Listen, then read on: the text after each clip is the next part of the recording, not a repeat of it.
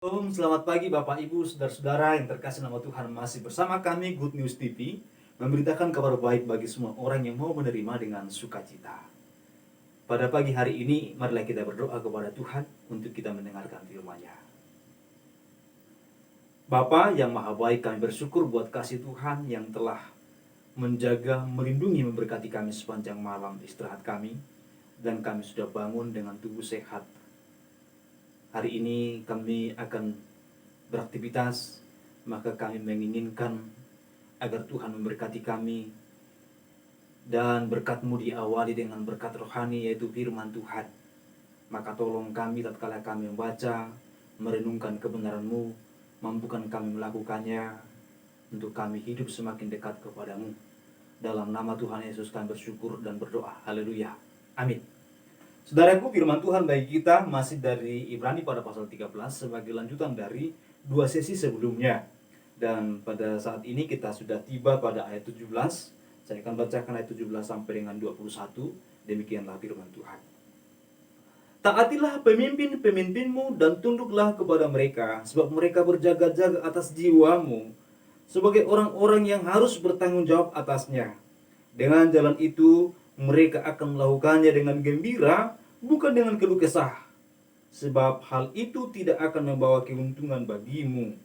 Berdoalah terus bagi kami, sebab kami yakin bahwa hati nurani kami adalah baik, karena di dalam segala hal kami menginginkan suatu hidup yang baik. Dan secara khusus aku menasihatkan kamu agar kamu melakukannya, supaya aku lekas dikembalikan kepada kamu. Maka Allah damai sejahtera yang oleh darah perjanjian yang kekal telah membawa kembali dari antara orang mati Gembala Agung segala domba, yaitu Yesus Tuhan kita, kiranya memperlengkapi kamu dengan segala yang baik untuk melakukan kehendak-Nya dan mengerjakan dalam kita apa yang berkenan kepada-Nya oleh Yesus Kristus. Bagi Dialah kemuliaan sampai selama-lamanya. Amin. Yang berbahagia adalah setiap orang yang mendengar dan melakukan firman Tuhan. Saudaraku yang terkasih dalam nama Tuhan, tema kita pada pagi hari ini masih sama dengan tema yang kemarin, kehidupan Kristen dalam praktek, dan ini adalah bagian yang ketiga. Penulis Ibrani mengetahui bagaimana orang-orang Kristen mula-mula yang mengalami kesulitan yang sangat luar biasa dalam hidup mereka. Banyak di antara mereka yang tercerai-berai ke berbagai kota. Bahkan ada yang sampai ke kota Roma, ke berbagai kota-kota besar, kota-kota kecil. Nah, semua itu mereka lakukan demi menghindari penganiayaan yang ditujukan kepada mereka oleh orang-orang Yahudi dalam agama Yahudi atau Yudaisme. Saudara yang terkasih nama Tuhan, di tengah-tengah kesulitan yang seperti itu, perlulah mereka mendapatkan nasihat-nasihat agar mereka terus tekun di dalam iman, agar mereka tidak menjadi lemah karena situasi dan kondisi. Maka penulis Ibrani menuliskan surat kepada mereka yang sering sekali kita menyebutnya dalam dunia teologi sebagai surat kiriman umum. Saudara yang terkasih, surat kiriman umum berarti dikirimkan pada umumnya kepada semua orang Kristen pada waktu itu, dan bebas disalin ulang kembali, dibacakan kembali di persekutuan-persekutuan, di tempat-tempat orang Kristen berada. Nah, ketika situasi yang seperti itu, maka penulis Ibrani ini menasihatkan mereka, dan oleh 2 hari berturut-turut kita telah mengambil tema untuk bagian ini, kehidupan Kristen dalam praktek.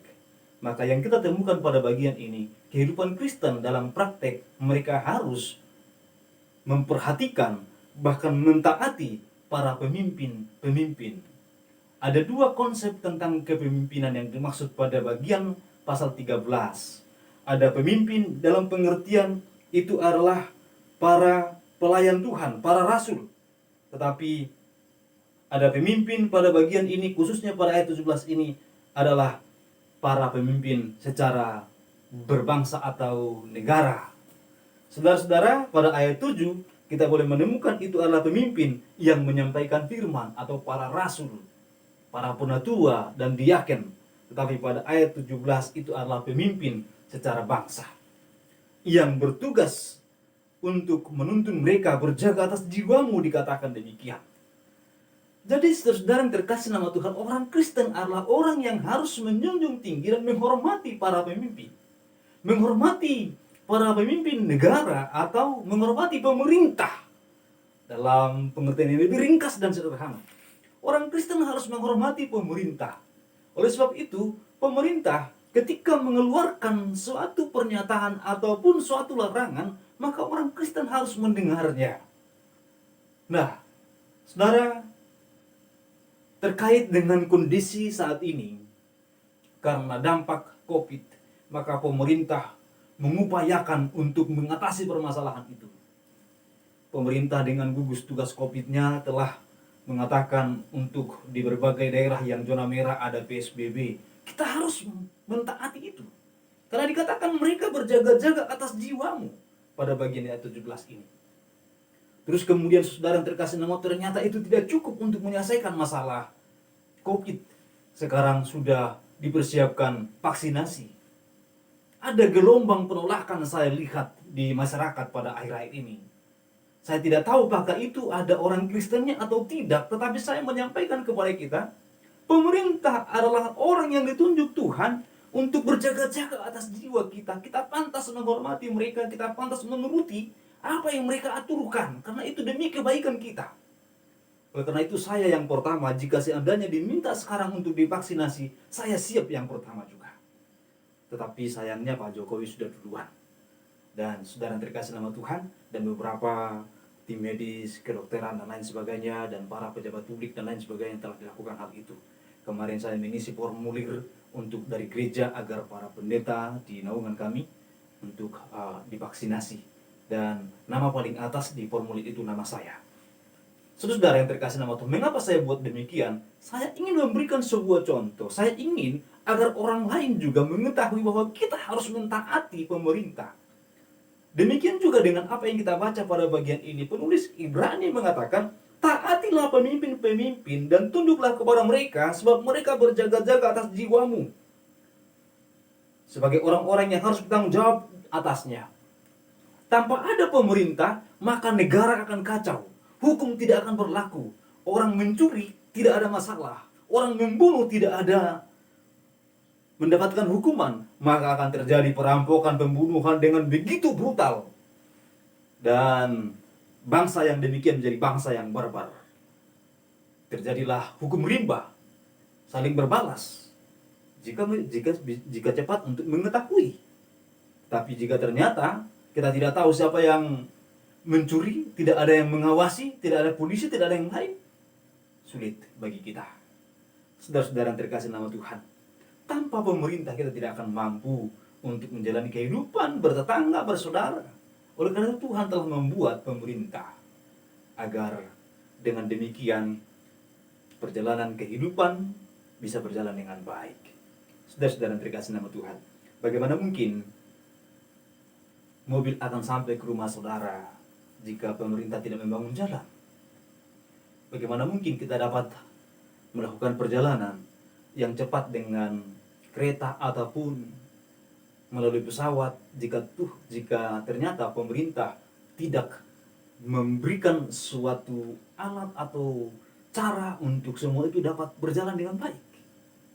Saudara-saudara yang terkasih nama Tuhan, mari hormatilah pemerintah, dan bukan hanya hormat, taatilah pemerintah. Dan karena itu renungan pada pagi hari ini, jangan lagi ada di antara kita. Saya berharap semua orang di antara kita mendengarkan firman Tuhan ini, tidak ada yang menolak bahkan yang menentang pemerintah, tapi menghormati pemerintah. Saudara yang terkasih nama Tuhan, kemudian kehidupan Kristen dalam praktek, menurut ayat ini kita boleh menemukan bahwa kita sebagai orang Kristen adalah orang yang harus berdoa. Doa adalah hubungan kita dengan Tuhan, bagaimana kita berbicara kepada Tuhan. Dan melalui pembacaan firman Tuhan, bagaimana Tuhan berbicara kepada kita. Jadi itu adalah alat komunikasi kita kepada Tuhan. Kita berdoa. Kalau kita berkata bahwa Dia adalah Bapa kita, maka kita sangat perlu berbicara kepada Dia. Dan kita boleh melakukan itu dengan doa. Oleh karena itu dikatakan pada bagian, berdoalah untuk kami. Dan ternyata kehidupan Kristen bukan hanya berdoa untuk diri sendiri, tapi juga untuk orang lain. Sebagai seorang pengikut Kristus, janganlah egois hanya mendoakan diri sendiri, mendoakan keluarga, tapi juga harus mendoakan orang lain. Terutama dikatakan juga pada bagian ini kepada mereka yang melayani. Penulis Ibrani meminta agar dia didoakan. Sungguh luar biasa. Orang yang memiliki kerohanian yang tinggi dalam persepsi masyarakat biasa meminta doa kepada jemaat yang menerima suratnya. Luar biasa, saudara terkasih nama Tuhan. Mari kita mempraktikkan hal yang demikian.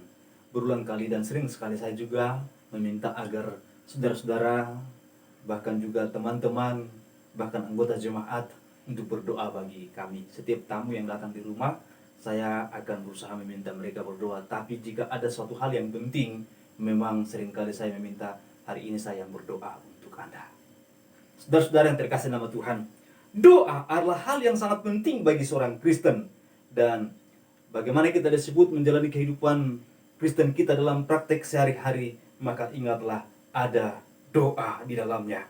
Terus kemudian saudara-saudara yang terkasih nama Tuhan, dikatakan pada bagian ini juga, ketika kita di dalam doa yang terus kepada Tuhan, dan kita diingatkan oleh penulis Ibrani ini, maka Allah damai sejahtera dikatakan akan memberkati, memberikan, memperlengkapi untuk segala tugas yang baik yang oleh Tuhan. Saudara yang terkasih nama Tuhan, jadi kehidupan Kristen adalah kehidupan yang menanggung sebuah tugas. Kehidupan Kristen menanggung sebuah tanggung jawab, yaitu tanggung jawab untuk menunjukkan Kristus kepada dunia. Dan untuk tugas itu dikatakan Tuhan akan memperlengkapi, dikatakan kiranya memperlengkapi kamu dengan segala yang baik untuk melakukan kehendak-Nya dan mengerjakan di dalam kita apa yang berkenan kepadanya oleh Yesus Kristus. Jadi kehidupan Kristus kehidupan yang memiliki tanggung jawab untuk melakukan sebuah tugas, melakukan apa yang berkenan kepada Tuhan, yaitu kehendak Tuhan. Apakah itu yang berkenan kepada Tuhan? Yang berkenan kepada Tuhan, Alkitab kita, semua yang tertulis di dalamnya, semua ajaran, semua nasihat itu berkenan kepada Tuhan. Mengerjakan apa? Mengerjakan pemberitaan Injil. Mengerjakan apa? Mengerjakan kasih kepada sesama dan juga kepada Tuhan. Semua itu kita harus lakukan. Begitulah kehidupan Kristen, saudara yang terkasih nama Tuhan. Kehidupan Kristen yang mendengar suara Tuhan dan juga yang berbicara kepada Tuhan, yang mengasihi sesama dan juga yang taat kepada pemerintah. Dan kemudian yang melakukan tugasnya, tanggung jawabnya sebagai cermin, sebagai gambaran kemuliaan Tuhan, sebagai gambaran kasih sayang Tuhan bagi dunia. Biarlah ini menginspirasi kita, membawa kita untuk berdiri kuat memberitakan kabar baik melayani Tuhan. Bahkan juga untuk boleh menunjukkan kebaikan Tuhan bagi dunia melalui hidup kita, melalui perkataan kita, melalui tingkah laku kita, melalui pekerjaan kita, kesetiaan kita, ketulusan kita, kebaikan hati kita. Biarlah semua itu dapat menjadi berkat bagi kita semua. Kita berdoa. Terima kasih Bapa atas kemurahan-Mu. Kami boleh mendengarkan firman Tuhan. Biarlah firman-Mu yang kami dengar boleh menjadi berkat bagi kami semua, yang akan menginspirasi kami dan memampukan kami untuk kami boleh hidup berkenan kepada Tuhan melakukan kehendak-Mu. Ajari kami untuk menghormati dan mentaati pemerintah. Ajari kami untuk berdoa dan berdoa juga untuk sesama kami, bukan hanya untuk diri kami sendiri, bahkan juga untuk para pemimpin, bahkan juga untuk para pelayan Tuhan. Ajari kami untuk menyadari bahwa Engkau Allah yang melingkupi kami, melimpahi kami dengan damai sejahtera-Mu. Bahkan juga memampukan kami, memperlengkapi kami untuk tugas dan tanggung jawab kami melakukan kehendak-Mu. Terima kasih Bapa, inilah doa kami kepada Tuhan. Kami berdoa buat saudara kami yang akan siap-siap berangkat bekerja. Bila Tuhan berkati mereka. Dan jika ada di antara kami semua yang mendengarkan khotbah ini di dalam kelemahan tubuh, Tuhan kuatkan mereka. Bagi mereka yang sakit, Tuhan disembuhkan mereka. Dan bagi mereka yang berkekurangan, Tuhan cukupkan dan beri mereka kelimpahan. Terpujilah Tuhan, dalam nama Tuhan Yesus kami bersyukur berdoa. Saudara yang terkasih nama Tuhan, terimalah berkat Tuhan. Kiranya kasih karunia dan damai sejahtera dari Allah Bapa dan Tuhan kita Yesus Kristus dengan perantaraan Allah Roh Kudus itulah yang menyertai, memberkati saudara hari ini sampai selama-lamanya. Amin. Amin. Tuhan memberkati kita semua. Sampai ketemu di